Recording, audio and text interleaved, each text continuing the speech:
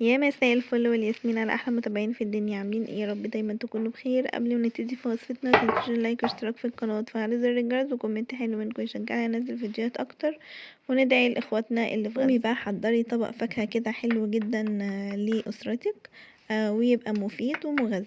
هنعمل ايه؟ انا جبت الموز وقشرته، معايا تفاح وكيوي وبرتقال ورمان. قشرت الفاكهه اللي محتاجه ان هي تتقشر، وابتديت ان انا اقطعها كده قطع صغيره علشان تبقى قد المعلقه وما تقعش مني وانا باكلها. انا لميت كده ثمره فاكهه من كل حاجه موجوده عندي في البيت، وابتديت ان انا اقشرها واقطعها كويس جدا واحطها في في الكوبايه. اقول لكم انا قاعده اصلا بسجل فويس نوت، بس انا بردانه جدا، مش عارفه الجو بقى برد كده ليه مره واحده. والحمد لله ان انا طلعت الشتوي النهارده.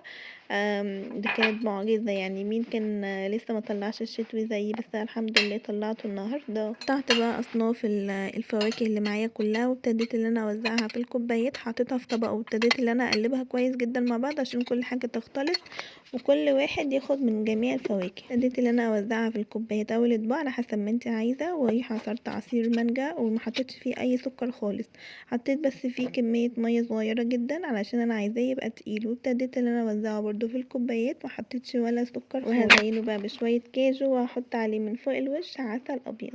مش لازم تحطي نفس الاصناف اللي انا حطاها، ممكن تحطي اصناف مختلفه المتوفر عندك، مش لازم تربطي نفسك باصناف معينه. وطبعا لو ما عندكيش جاجو او ما عندكيش مكسرات عموما، لو عندك اي مكسرات تانية، سوداني، لوز، عين جمل، اي حاجة، ممكن زبيب برضو بيديله طعم حلو، بس ما تحطيش بقى عليه عسل عشان الزبيب مسكر. بس ودي تكون وصفتنا النهاردة، سهلة وبسيطة، يا رب تعجبكم. باي باي.